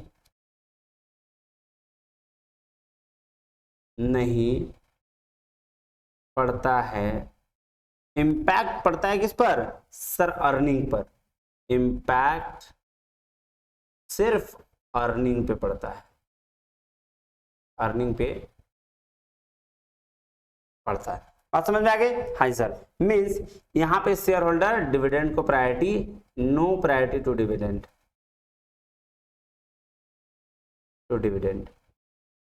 ठीक है जी। हाँ जी सर। अब ये तो हो गया दो तरीके का अप्रोच। कौन कौन अप्रोच है आगे डिस्कस करेंगे। अभी दो रेट के बारे में जानते हैं कि जब हम डिविडेंड पढ़ते हैं तो दो रेट आती है, एक को बोलते हैं आर, एक को बोलते हैं के। तो आर वो रेट है जिस रेट पर कंपनी अर्निंग करती है, कंपनी अर्निंग रेट बोल सकते हैं इसको, ध्यान रखिएगा। और के वो रेट है जो शेयर होल्डर्स अर्न करता है, शेयर होल्डर अर्न करता है। ये देखिए इसका बहुत यूज है आगे आने वाले में, बात ध्यान समझिएगा कि आर वो रेट है जिस रेट से कंपनी अर्न करती है, और के वो रेट है जिस रेट से शेयर होल्डर कमाता है। बात समझ में आ गई? एक बात और समझिएगा कि कंपनी जब भी कंपनी कमाती है, अर्न करती है, तो वो शेयर होल्डर्स के लिए कमाती है। लेकिन कभी भी शेयर होल्डर जो होता है वो कंपनी के लिए अर्न नहीं करता, क्योंकि शेयर होल्डर सिर्फ एक से कंपनी का शेयर होल्डर नहीं होता, हो सकता है वो कई कंपनियों का शेयर होल्डर हो। तो इसीलिए कहा गया है कि कंपनी जब कमाएगी तो शेयर होल्डर के लिए कमाता है, लेकिन शेयर होल्डर जो है वो कभी भी कंपनी के लिए अर्न नहीं करती है। आइए अब चलें इसी रिलेवेंट अप्रोच के बेस पर दो तीन अप्रोच है उसको देखते हैं। सबसे पहले रिलेवेंट अप्रोच चलते हैं, है ना। आइए ध्यान से समझिएगा, रिलेवेंट अप्रोच क्या है जी। तो रिलेवेंट अप्रोच के बेस पर आर और के पे आधारित है। आर और के मतलब वही जो कंपनी अर्न करती है और शेयर होल्डर अर्न करता है। पहले तीन चीजें हैं, तीन बातें यहां बताई गई है, ध्यान से समझिएगा। एक बोला गया है कि आर के से ज्यादा हो, दूसरा बोला गया है आर कम हो के से, और तीसरा बोला गया है आर बराबर हो के के।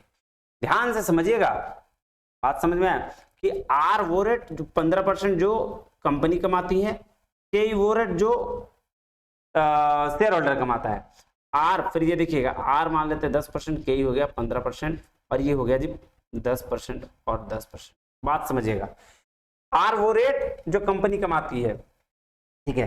कंपनी ज्यादा कमा रही है तो हम इसको क्या बोलेंगे कि यही है ग्रोथ फर्म, सिंपल सी बात है ना भाई कि आर वो रेट है जो कंपनी कमाती है, तो यानी कि कंपनी ज्यादा कमा रही है, तो कंपनी अगर ज्यादा कमा रही है तो इसको हम लोग क्या बोलेंगे कि कंपनी ग्रोथ कर रही है। ठीक है, अब यहां अगर आर कम है, आर कम है और कई ज्यादा, इसका मतलब कंपनी कम कमा रही है, इसका हम ये बोलेंगे कि कंपनी डिक्लाइनिंग फर्म है। क्या है? डिक्लाइनिंग फर्म है। और अगर दोनों बराबर है तो इसको हम बोलेंगे इनडिफरेंस है, कोई डिफरेंस नहीं है। बात समझ में आ गया? समझ में आया? हाँ जी सर। अब जब कंपनी ज्यादा कमा रही है, ठीक है, कंपनी बहुत ज्यादा पैसा कमा रही है, तो ये क्या कहेगी, कोई भी कंपनी अगर ज्यादा पैसा कमाएगी तो शेयर होल्डर को बोलेगी तुमको पैसा देके क्या करेंगे, हम तुमसे ज्यादा कमा के दे रहे हैं तो हम 100% रिटेंशन रखेंगे, मतलब 0% डिविडेंड पे आउट करेंगे। डिविडेंड हम तुमको कितना देंगे? 0% देंगे, और 100% हम क्या कर रखेंगे? रिटेंशन रखेंगे। और जब कंपनी कम कमा रही है तो बोलेगी भाई साहब 100% पे आउट कर देते हैं डिविडेंड का, और 0% हम रिटेंशन रखते हैं, है ना। रिटेंशन कितना रखेंगे? 0%। और जब दोनों बराबर है तो बोलेगी भाई साहब तुम्हारा मर्जी, जो तुमको कर दो, है ना, या एनी दोनों में से। ठीक है, बात समझ में आई? जी सर। तो ये रिलेवेंट अप्रोच के लिए ये तीन का चीजें की गई कि जो कंपनी कमाती है और एक शेयर होल्डर कमाता है, तो अगर कंपनी ज्यादा कमा रही है तो वो ग्रोथ फर्म कहलाएगी, और जब कंपनी ज्यादा कमा रही है ग्रोथ फर्म कहलाएगी, तो वो पैसा सबसे 100% रिटेंशन रखेगी, डिविडेंड शेयर होल्डर को 0% देगी। लेकिन अगर कंपनी कम कमा रही है वो डिक्लाइनिंग फर्म का है कहलाएगी, और वो 100% डिविडेंड पे कर देगी और रिटेंशन 0% रखेगी। लेकिन अगर दोनों बराबर कमा रहा है, तो दोनों बराबर कर रहा है, तो उसके ऊपर ऑप्शन है कि वो क्या करना चाहता है। आइए ये बात ध्यान में रखिएगा।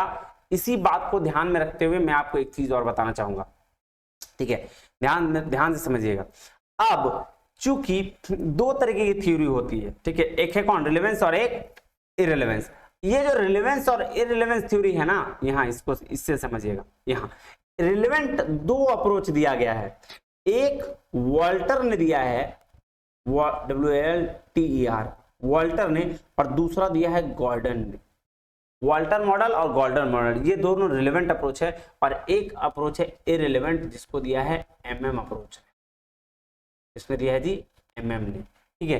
तो वॉल्टर और गॉर्डन का जो मॉडल है, रिलेवेंस थ्योरी है, बस इसी कॉन्सेप्ट पे बेस्ड है। दोनों में बस बेसिक सा डिफरेंस है, ये कॉन्सेप्ट R और K पे, दोनों में बेसिक सा डिफरेंस है। आइए उसको हम समझने की कोशिश करते हैं कि क्या डिफरेंस है। बात समझ में आई? हाँ जी सर, आइए देखिए। Dividend distribution theories, Walter model क्या बोला? Choice of dividend policy always affect the value of firm. तो हमने बोला कि भाई साहब यहाँ पे डिविडेंड पॉलिसी अफेक्ट करता है value, market value of the firm को, बिल्कुल सही। ये किस पे बेस्ड है? The Walter model exhibits clear relationship between the R rate of return, cost of capital and dividend policy. तो R और K का बात ये भी कर दिया जी सर। देखिए इसका एजम्पशंस क्या था? There is only one internal financing, सिर्फ इंटरनल फाइनेंस को यूज करेंगे, नो डेट नो इक्विटी, इसका एजम्पशन है, ध्यान समझिएगा। रेट ऑफ रिटर्न और कॉस्ट ऑफ इक्विटी जो है हमेशा कांस्टेंट रहेंगे। R और K क्या है? कांस्टेंट है।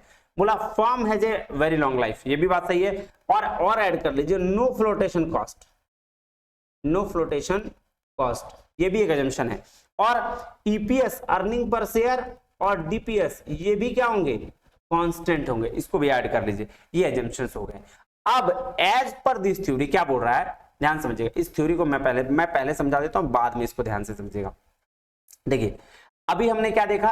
तीन चीज देखें, R बड़ा है K से, R छोटा है K से, और R इक्वल टू K, ठीक है। ये तीन चीजें देखा। फर्म ज्यादा कमा रहा है और शेयर होल्डर्स कम कमा रही है, फर्म कम कमा रही है, शेयर होल्डर्स ज्यादा कमा रहा है, और दोनों बराबर कमा रही है। तो इन्होंने ये बोला, जो वॉल्टर मॉडल ने बोला कि ठीक है, यहां तक तो ठीक है कि जो फर्म है R बराबर K और सॉरी R बड़ा है K से, तो ये ग्रोथ फर्म है, ठीक है। R छोटा है K से तो ये डिक्लाइन फर्म है, और R अगर बराबर है K के तो ये इंडिफरेंस है। ये इनके ऊपर डिसीजन की बात करता है कि भाई साहब ठीक है, अगर आपको मन कर रहा है तो आप रख लीजिए, नहीं तो फिर इसको डिविडेंड पे आउट कर दीजिए। यही बात बोली है किसने? सर वॉल्टर ने। वॉल्टर ने सिर्फ इसी कॉन्सेप्ट पे चला, एकदम बेसिक कॉन्सेप्ट कि जो बड़ा है ग्रोथ फर्म है तो उसको अपना क्या करना चाहिए सर? 100% रिटेंशन रख लेना चाहिए। और अगर डिक्लाइनिंग फर्म है तो 100% डिविडेंड को पे कर दीजिए आप,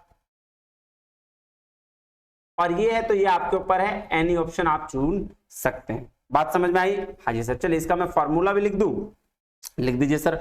इसका फॉर्मूला होता है P equal to D plus E minus D, ठीक है, into R divided by K whole divided by cost of equity. इसको याद कर लीजिएगा, वेरी वेरी इंपॉर्टेंट है, आ सकता है आपके, ठीक है, ये बात ध्यान में रखिएगा। तो आपका वॉल्टर मॉडल का कहानी खत्म हो गया। वॉल्टर मॉडल ने क्या बोला था? बेसिक ग्रोथ फॉर्म है तो 100% रिटेंशन होगा, डिक्लाइन फॉर्म है तो डिविडेंड पे आउट रेशियो 100% होगा, रिटेंशन 0% रिटेंशन होगा, और बोला आर बराबर के ही है तो इंडिफरेंस का।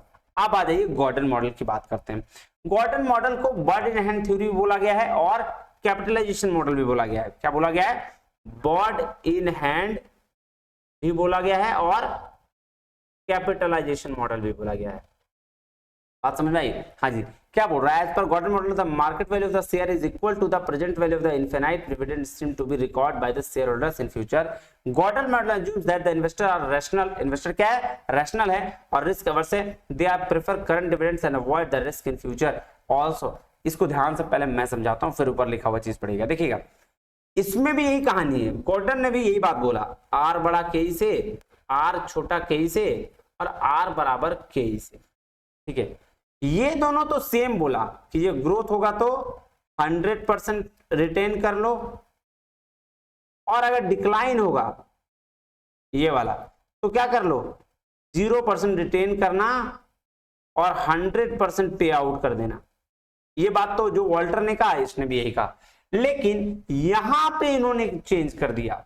ये जो आर बराबर के वाला था ना कि फर्म भी उतना ही कमा रहा है जितना शेयर होल्डर्स कमा रहा है, तो इन्होंने बोला, ये बोले भाई साहब ऐसा है कि जो इन्वेस्टर है, जो शेयर होल्डर है, वो बहुत ही दिमाग वाला है, वो ऐसा बिल्कुल नहीं करेगा। वो ऐसा क्यों करेगा? जब वो अभी आप उसको उतना ही कमा के दे रहे हो जितना वो ऑलरेडी कमा लेगा, तो वो आपके पास पैसा क्यों रखेगा? वो बोलेगा भाई पैसा हमको दे दो, हो सकता है तुम अभी मेरे ही इतना कमा के दे रहे हो हमको, आगे आने वाले टाइम में तुम मेरा पैसा डुबा दो, है ना, आगे आने वाले टाइम में मेरा पैसा डुबा दो।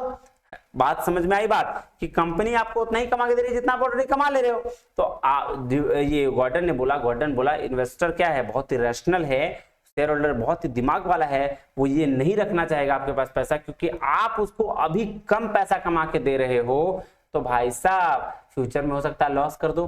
तो इन्वेस्टर बोलेगा एक काम करिए, आप हमको 100% पे आउट कर दीजिए। इसीलिए इस थ्योरी में गॉर्डन ने कहा bird in hand better than the Bush, कि पक्षी मरने से अच्छा है कि मेरे हाथ में आ जाए, यानी मेरा जो पैसा डूबने से अच्छा है कि कम से कम जितना मैं कमा रहा हूं उतना आप कमा के मुझे दे रहे हो, तो अभी मेरा पैसा 100% वापस कर दो। क्लियर है बात? तो डिफरेंस इसी में है सिर्फ, और कहीं डिफरेंस नहीं है। आर बराबर के ही, सर आर बड़ा है के से तो ग्रोथ फॉर्म, आर छोटा है के से डिक्लाइनिंग फॉर्म, लेकिन आर अगर के के बराबर है तो यहां शेयर होल्डर कहता है कि अगर कंपनी और मैं दोनों बराबर अर्न कर रहे हैं तो डिविडेंड मुझे करंट में ही दे दो, क्योंकि यहां कोई ग्रोथ नहीं है, और अगर ग्रोथ नहीं है तो फ्यूचर में हो सकता है कि मुझे और नुकसान हो जाए, इसी वजह से मुझे डिविडेंड अभी जो है अभी दे दो। और इसीलिए गॉर्डन ने कहा bird in hand better than the Bush. बात समझ में आई? सर इसका एजम्पशन क्या था? एजम्पशन बोला the firm is in all equity firm, है ना, no external financing use, same है। इन्वेस्टमेंट प्रोग्राम फाइनेंस किया गया, रिटेन अर्निंग देखा गया, आर और के दोनों कांस्टेंट है, फर्म परपेचुअल लाइफ है, मतलब लंबा समय तक चलता रहेगा, और इन्होंने सिर्फ एक चीज की बात करी, ग्रोथ की बात करी, जी इक्वल टू बी आर, है ना, इसकी बात इन्होंने करी है। ठीक है, ये देखो आर, ये बोला ना डिविडेंड पॉलिसी आर बड़ा है कैसे और आर छोटा है कैसे, ये सिमिलर वॉल्टर मॉडल की तरह ही है। Thus two firm with the same earning power are equal to K, ये देखिए ये चीज चेंजेस है कि आर इक्वल टू के अगर है the firm large dividend will sell at a higher price bird in hand, bird in hand मतलब मेरे पास ऑलरेडी पैसा भेज दो।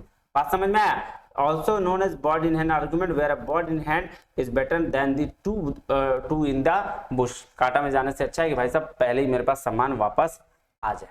तो ये थी आपकी जी गॉर्डन मॉडल की थ्योरी। अब एमएम अप्रोच, एमएम अप्रोच का एजम्पशन से बहुत क्वेश्चन आता है, वेरी वेरी इंपॉर्टेंट है, ध्यान देखिएगा।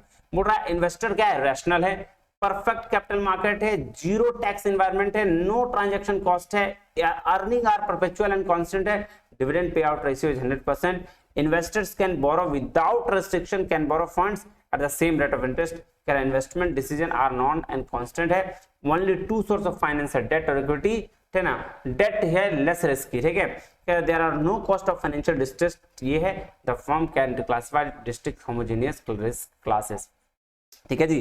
तो ये बात आपके एमएम अप्रोच ने करी, और ये क्या है सर, ये इररिलेवेंट अप्रोच है, ठीक है, मोदी गिलानी चाचा जो है ना, इररिलेवेंट ही अप्रोच दिया है। अब देखिए इन्होंने क्या बोला, according to MM the value of the firm remains the same whether or not companies pays dividend, बोला कंपनी का डिविडेंड पे करने या ना पे करने से कंपनी की मार्केट वैल्यू पर कोई फर्क नहीं पड़ने जा रहा। सर ये सारा का सारा फर्क क्यों पड़ेगा सर, सिर्फ और सिर्फ फर्क पड़ेगा अर्निंग की वजह से। बात समझ में आई। एक है रेसिडुअल थ्योरी, ठीक है, जिससे क्वेश्चन पूछा जाता है। तो रेसिडुअल थ्योरी क्या होती है ये समझ लीजिए, इसमें बस बेसिक चीज ध्यान में रखना है, ठीक है। रेसिडुअल थ्योरी बोलता है कि पहले हम रिटेन अर्निंग को पहले प्रोजेक्ट में इन्वेस्ट करें, फिर कुछ बचेगा तो उसको डिविडेंड के फॉर्म में डिस्ट्रीब्यूट करेंगे। ये पैसिव डिसीजन की बात करता है, रेसिडुअल थ्योरी पैसिव डिसीजन की बात करता है। तो और फर्स्ट कहां इन्वेस्ट करना है जी, रिटेन्ड अर्निंग से इन्वेस्ट करना है प्रोजेक्ट में, रिटेन्ड अर्निंग देन डिविडेंड, उसके बाद कुछ बचता है तो डिविडेंड डिस्ट्रीब्यूट करना है। समझे, बस इतना ही ध्यान रखना है, इसमें ज्यादा दिमाग लगाने की जरूरत नहीं है। चलिए जी, तो आपका डिविडेंड वाला भी कहानी खत्म हो गया, ठीक है। अब देखिए बेसिक चीज जो आपका क्वेश्चन पूछा जाता है वो इंटरनेशनल मॉनेटरी सिस्टम से पूछा जाता है, फाइनेंशियल सिस्टम से। उसको भी हम 10 मिनट टाइम देके फटाफट रिवीजन कर लेते हैं क्योंकि इससे क्वेश्चन पूछे जाते हैं। अब देखिए फॉरेन एक्सचेंज करेंसी में जो है वो एक्सचेंज रेट का डिटर्मिनेशन होता है कि भाई जो $1 70 रुपया का है उसको कौन डिटरमाइन करता है, ठीक है, कैसे हम एक्सचेंज करते हैं वो उसका डिटर्मिनेशन। ध्यान से समझिएगा, इसको भी समझना बहुत इंपॉर्टेंट है, ध्यान से समझिएगा। तो ये क्या है, इंटरनेशनल मॉनेटरी सिस्टम,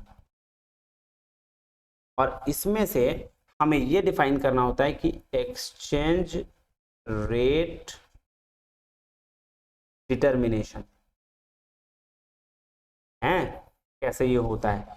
अब देखिए इसके दो तरीके हैं, कैसे, $1 = 70 रुपया मान के चलते हैं, ठीक है। अब ये कैसे डिटरमाइन करता है, तो इसके दो वजह है। एक तो है कि मॉनेटरी अथॉरिटी अगर कह दे तो उसकी वजह से हो जाएगा। अब सर मॉनेटरी अथॉरिटी कौन है इंडिया में, सर आरबीआई है ना।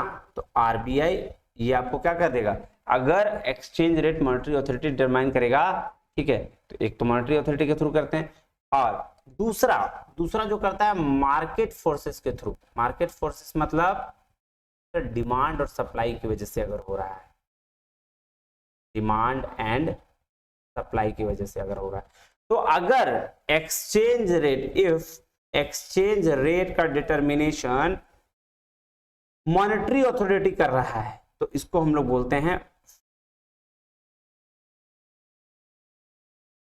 मॉनेटरी अथॉरिटी कर रहा है तो इसको हम लोग बोलते हैं fixed rate, fixed exchange rate, ठीक है। और अगर इसका डिटर्मिनेशन डिमांड सप्लाई के थ्रू हो रहा है तो इसको हम लोग बोलते हैं फ्लेक्सिबल एक्सचेंज रेट, ठीक है। अब फ्लेक्सिबल एक्सचेंज रेट दो तरीके का, कौन कौन सर, एक को बोलते हैं clean exchange rate system. Clean exchange rate system word इसलिए किया जाता है क्योंकि जब यहां पे मॉनेटरी अथॉरिटी का कोई इंटरफेयर नहीं होता है, मॉनेटरी अथॉरिटी का कोई इंटरफेयर नहीं होता है, तो इसको हम लोग बोलते हैं क्लीन एक्सचेंज रेट सिस्टम, पूछा जा सकता है। और दूसरा होता है डर्टी एक्सचेंज रेट सिस्टम, है ना, क्या हो सकता है, डर्टी एक्सचेंज रेट सिस्टम। ठीक है, तो ये बात ध्यान में रखिएगा। डर्टी एक्सचेंज रेट सिस्टम क्या होता है ये बात समझिए। मान लेते हैं, ठीक है, मान लेते हैं कह रहा है $1 का वैल्यू कितना है जी, 70 रुपया, और एक फिक्स रेट में, ठीक है, एक फिक्स रेट में अगर घटता और बढ़ता है तब तो कोई दिक्कत नहीं है, लेकिन अगर उसके बियॉन्ड चला जाता है तो इसमें मॉनेटरी अथॉरिटी इंटरफेयर करती है, इसीलिए इसको डर्टी एक्सचेंज रेट सिस्टम कहा गया। जैसे एग्जांपल दो, मान लें 10% मान के चलें कि 70 से 63 हो गया, 70 का 10% 7 होता है, 7 रुपया, और ये हो गया 77। अगर 70 से 63 और 77 हो रहा है तब तक तो कोई दिक्कत नहीं है, लेकिन अगर इसके बियॉन्ड चला गया तो मॉनेटरी अथॉरिटी यहाँ पे क्या करेगी सर, इंटरफेयर करेगी, और इंटरफेयर करने की वजह से इसका नाम क्या रखा गया, डर्टी एक्सचेंज रेट सिस्टम रखा गया। बात समझ में आई, कोई दिक्कत? तो ये पूछा जाता है इसलिए मैंने आपको इसको पढ़ा दिया।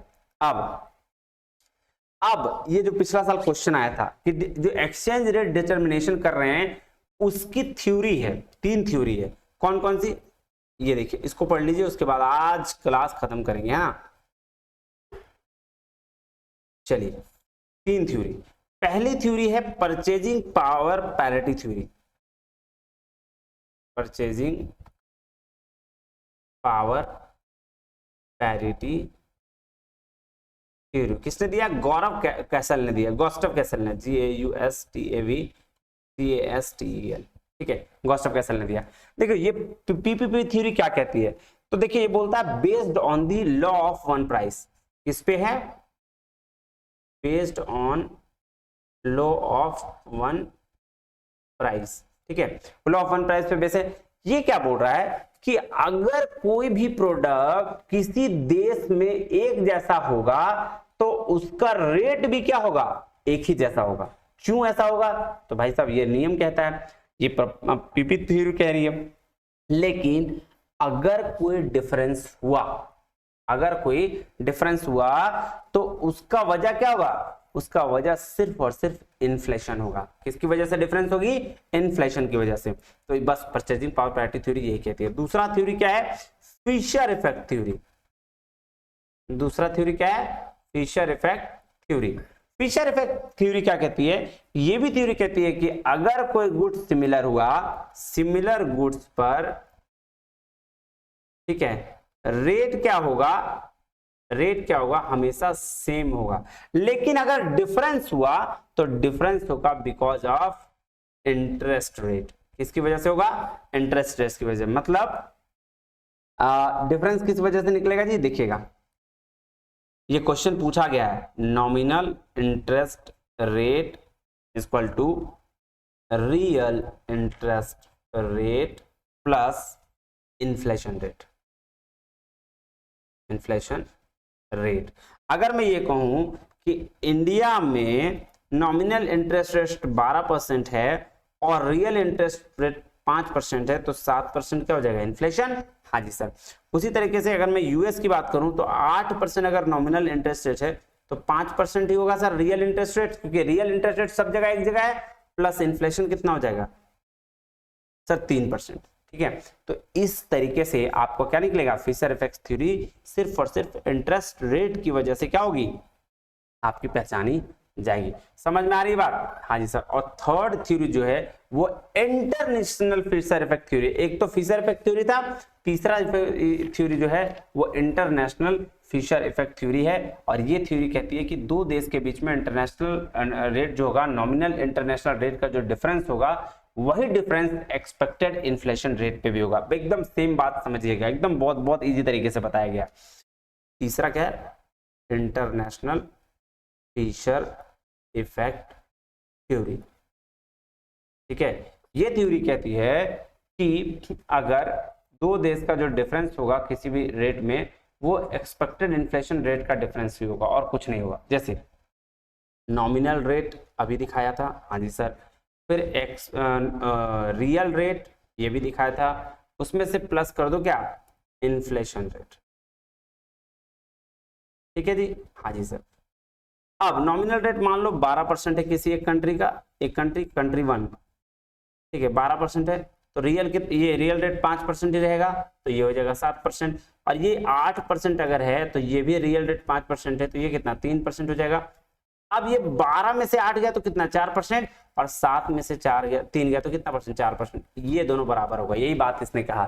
Third, international Fisher effect theory ने कहा कि जो नॉमिनल इंटरेस्ट रेट होगा वो इन्फ्लेशन इंटरेस्ट रेट का जो दोनों का डिफरेंस होगा उसके बराबर होगा। बात समझ में आई? हाँ जी सर। चलिए, उम्मीद करता हूँ इतनी बातें आपको बहुत अच्छे समझ में आ गई होगी। अब मैं आपके सामने आकर फिर इसको क्लास को करता हूँ जी खत्म, है ना। चलिए जी, तो उम्मीद है आपको इतनी सारी चीजें समझ में आ गई होगी। तब तक आप इसको रिवाइज करिए। नेक्स्ट क्लास हम लोग मार्केटिंग में मिलेंगे, और मार्केटिंग में ऐसे मैं गाइड नहीं होगा, हो सकता है मैं मार्केटिंग में आपको बहुत अच्छे तरीके से सामने से बताऊं, क्योंकि मार्केटिंग में एग्जांपल्स देके समझाने होते हैं, तो बड़े मजे तरीके से पढ़ाएंगे मार्केटिंग, है ना जी। तब तक के लिए मिलते हैं अगले वीडियो में। पढ़िएगा, मजे करिएगा, जेआरएफ रिकॉर्ड तोड़ आप करिएगा, ठीक है। मिलते हैं अगले वीडियो में, तब तक के लिए बहुत बहुत धन्यवाद। Thank you very much. जय हिंद।